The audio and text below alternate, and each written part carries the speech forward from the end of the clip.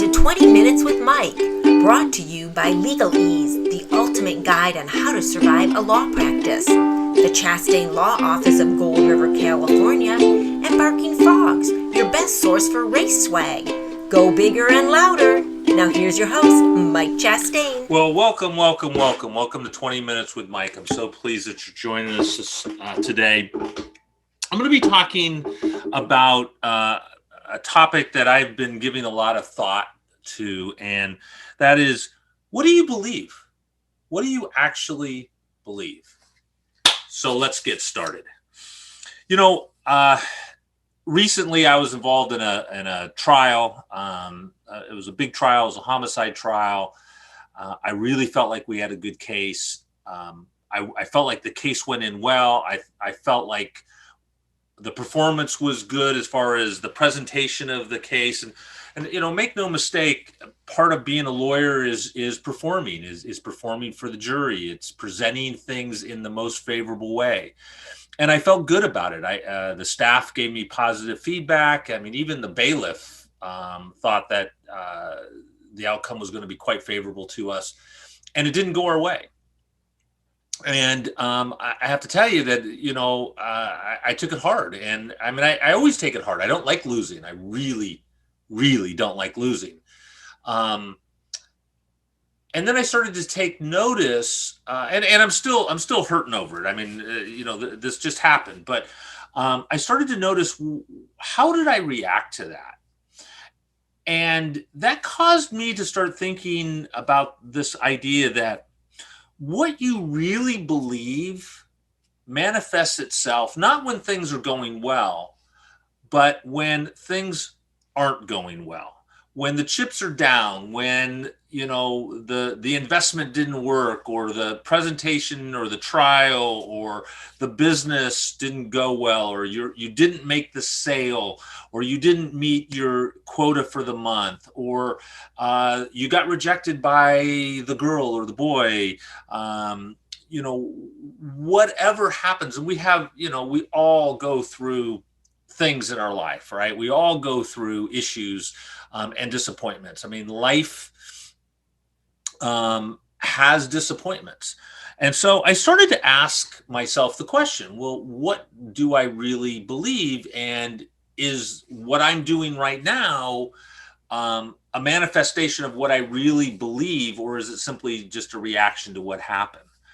So for the purposes of what I want to talk about today, or what I'm going to be talking about, is not really answers, because I think we all have to ponder and come up with our own answers, but to ask the questions. One question is, what do you believe about yourself? Do you believe that you're a good person? Do you believe deep down in your, in the core of your being, do you think that you're not a good person? I mean, because what we think about ourselves often manifests itself in the way we behave. If we think that we're not good people, and frankly, if virtually everybody can come up with all kinds of examples of where you haven't been a good person, where you did not, be of service to someone, where you were mean to somebody, where you didn't give your best effort, where you were stingy or greedy or lied. And if anybody tells you that they never lie, they're lying, right? I mean, we all, lie is such a emotionally packed word, but we all spin, and we spin things to represent something that is not necessarily the case. And I really feel like what you believe about yourself shows up. But it's a great question that you should be asking, that we should all be asking. What do we believe about ourselves? What do we believe we deserve? The law of attraction tells you that you will get not what you deserve, but what you believe you deserve. Because if you believe that you deserve to be broke, if you believe that you deserve to be poor, if you believe that you fundamentally should suffer, you will, because you will manifest it. And likewise, if you believe that you should have abundance, if you believe that you should be happy, if you believe that you should be wealthy, and I use this term wealthy because wealth isn't just about money. Wealth is about a lot of things, and money is just one component. My dad used to always say, rich or poor, it's good to have money. And I've always agreed with that. Money opens doors. Money allows us to do certain things in comfort, allows us to avoid certain stresses. But money is not everything. As the Beatles famously said, you can't buy me love. There are lots of things that are more important than money, but wealth of friends, wealth of joy, wealth of how you feel, all are really important. What do you believe you deserve? And that's a great question that you really should ponder and consider. What do you think that you should deserve? And then ask yourself, once you come up with that answer, then is it true? So, you could believe that you deserve to be poor, but why? And if you ask yourself that question, if you really dig down, you'll probably find that somewhere in your background, someone told you that, or maybe not outright, but inferred that you're nothing, you have no talent, you'll never be successful somewhere along the line. Because I believe that all babies are born with the idea that they're going to be successful and wealthy and astronauts and president and all of that. Little kids all believe that. Where does it change? So what do you believe about yourself? What do you believe that you deserve? Here's another great question that I think goes along with that. How big do you think the pie is? I mean, I think that this belief system really dictates a lot of things. So do you believe that the pie is finite, and that if someone else gets a piece of the pie that you don't? Or do you believe that the pie is infinite, and that there's plenty of pie to go around for everybody, and that it's not you or me, it can be you and me? That if I am of service to you, that if I benefit you, that if I help you, that I get in return. There are a lot of political lines. There are a lot of folks who are good people. I don't want there to be good and bad on any of this. This is a question that you have to decide. But what do you think about the pie? Do you think the pie is finite, and that it's you or me? And if you think that, why do you think that? Or alternatively, do you believe that the pie is big enough for everybody, and that everybody can enjoy a piece of the pie, and it doesn't necessarily cost you anything? That your neighbors, your friends, your community, people you don't know, they can all be wealthy. They have wealth as we've described it. They can all be happy. They can all be successful, and it doesn't diminish you. Important question. One that I think that we don't spend nearly enough time talking about, or asking ourselves. This is the kind of question that I think is entitled to thought. What do you think about others? What do you think others deserve? Do you feel, you may feel, so a lot of people, have this sort of, idolize folks. Oh, well, he deserves that. He's talented. We do this with sports figures, and entertainers. Oh, I got no problem with Michael Jordan, or King James, making $40 million a year, bouncing a ball and throwing it into a hoop. That's not to diminish their skills, but my question is, why do they deserve it and others don't? Why is there such a huge disparity that the guy who works at the supermarket, who's digging ditches, or is a laborer who just works his butt off for barely make ends meet, so that he can pay $100 to go to a professional game, to watch some athlete make gazillion dollars, make more that night than they will make maybe in their entire lifetime. it's a worthy question. What do you think others deserve, and how do you delineate that? Why is it that some deserve so much more? Why is it that Jeff Bezos deserves to be buying a $500 million yacht, a yacht that actually has a yacht as a dinghy? So there's a yacht that goes with the yacht that he's buying. Why does one person deserve all that? I'm not suggesting that he doesn't. I'm just asking the question, and I think it's worthy of a question, is why does one person deserve so much abundance while somebody else doesn't? Or is it just the luck of the draw? Or is it that somehow they just deserve it? What do you think about the idea of nature versus nurture?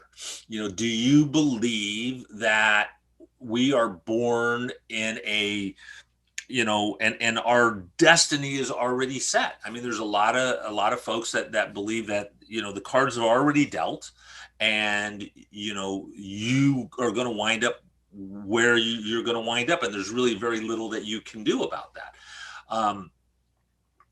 I'm not saying that that there's anything crazy about that, because there's certainly truth to the fact that, if you're born a poor black child in some sort of dirt hut in Africa, yeah, it's unlikely you're going to be president of anything. It's unlikely, that you'll live to the age of 5. But is the die truly cast, or is nurture a big piece of that? What distinguishes the successful from the unsuccessful? Is it nature? Is it nurture? Is it a combination of both? What is it? And do we have any control over it? Do you have any control over it? And again, these are fundamental beliefs, and this is really what I'm asking you to ask yourself. What do you believe? When I say the word believe, we often jump to religion, but this isn't about religion, although religion could be part of it. This is about, what do you believe about yourself and about your community and about your neighbors? Belt or suspenders? What do you believe? Do you think that, I've always said, a guy who wears a belt and suspenders doesn't trust himself. Why would I trust him? Boxers or briefs? What do you believe? What do you think's the right thing to do? Men versus women. I said those other two in jest, although, I do think it tells you something fundamental about somebody. But men versus women. Do you think that men and women are equal? They're not the same. I think we can all agree that they're not the same, but are they equal? Should women, we know, at least in this country, women do not get paid as much as men do for the same job. Why is that? Why do we tolerate it? Why do women tolerate it? Why do men tolerate it? Why does that occur? Is there a fundamental difference? What do you believe? What do you believe about the kinds of jobs that women should have? What do you believe about the certain roles? There's a really good argument. I'm not saying that I necessarily buy into it, but there's a really good argument that, one of the great things about the 50s, is that there were these gender roles. The men went out and worked, the women raised the kids. And, I like to think that my generation, the baby boomers, our generation did pretty well. I'm not so convinced that we did a great job with our own kids. I think that we made some big mistakes in overprotecting our kids, putting helmets on them and hovering over them all the time. And what we've done with the schools and not let the kids go out and play and invent all this social media and screen times thing. I'm not sure that we did our kids a lot of favors. Certainly the generations are different, but what do we believe about that? Was that a mistake to change those roles? When this slogan, make America great again, is that what it meant? I don't know. I never did understand what time frame America was great and it's not now. I would certainly say it's different, but was it great, then when the gender roles were much clearer? I'm sure you're gonna, you know, a lot of women will be like pulling their hair out, going, "What the hell are you talking about? It was horrible then."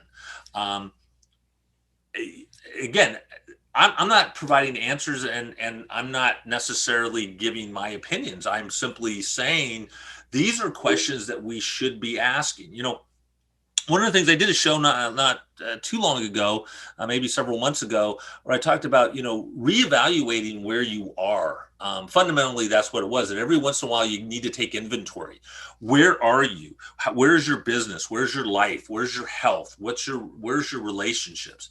You know, I think we get so busy just sort of plowing along and doing the doing that we forget to stop and think, well, you know, how am I doing? You know, I've told this before, the joke of the two guys driving down the road, and the passenger says to the driver, hey, where are we going? He goes, I have no idea, but we're making great time. Well, how many of us are making great time and have no clue as to where we're going? Wouldn't we be better off slowing down, looking at a map? Oh my God, look at a map and go, hey, you know, I really want to go over there, not over there, but that's the direction that we're going. You know, when I was adventure racing, we used to have this saying that, you know, slow down to go fast. If you took an extra few seconds to think about where are we going and what's the best way to get there, you will get there a lot faster than just running around like your head, you know, your hair's on fire. So the questions that I'm posing today: what do you believe? What do you believe about yourself? What do you believe about what you deserve? What do you believe about the pie? As far as when I say the pie, you know, what is available to everyone? Is it you or me, or is it all of us? Can it be you or me? I mean, do you fundamentally believe that it can't be all of us? You know, there's only enough to go around for a certain number of people, and we need to address that. Okay, that causes a very different course of action than if you believe the pie is big enough for everybody. What do you fundamentally believe? And then once you answer that question, ask yourself why. And when you can come to this to sort of the idea of, well, why do you believe that, then ask yourself, why do you believe those fundamental building blocks? And if you keep asking, I think the rule is that you ask the question why 5 times. Why do I believe that? And then when you come up with the answer, why do I believe that answer? And then why do I believe that answer? And then, you know, get down to the base of what is the source of that belief, and then is that source correct? There was a story I heard of a woman who would make the turkey at Thanksgiving, and she would always cut off one end of the turkey. And she was asked, why do you cut off one end of the turkey? And she says, well, I don't know. My mom did that. And so they went to her mom and they said, well, Mom, why do you cut off one end of the turkey? And she said, I don't know, because my mom did it. So they went to great grandma and they went, Grandma, you know, why do you cut off one end of the turkey? And she says, well, because the oven was too small. I couldn't get the whole thing in the oven. So, you know, think about that. The reason that they were cutting off the end of the turkey was because some other oven generations before was too small. Maybe your ideas have those sort of fallacies in them. And maybe they don't. Maybe they are the God's honest truth. But if we don't answer the question, or if we don't ask the question, we will never, ever get the answer. And I think that's you know, the takeaway for today is take the time to ask these questions. What do you believe, and why? You know, first of all, that's not an easy question. What do you actually believe? Because sometimes you're going to have to be honest about some things that you might not want to be honest about, honest to yourself. But once you get past, this is what I believe. I believe the pie is not big enough for everybody. Then ask yourself, why do you believe that? So that was our bell. Our 20 minutes is up. And I hope you find this useful. I really encourage you to take the time to do this. This is not easy. I'm not suggesting it is. It may be really painful, actually, but I think it's a worthy exercise. All right, everybody. I hope you all have a great day. You can check out my other videos at mikechastain.com. Check out my book, Legalese, The Ultimate Guide on How to Survive a Law Practice. I cover a lot of these sorts of issues in the book. And there's going to be more and more content coming out. So keep up with me on Facebook as well. All right, everybody. I hope you have a great time. And just remember, be grateful for what you have and be willing to work for what you want. All right, everybody. Y'all take care.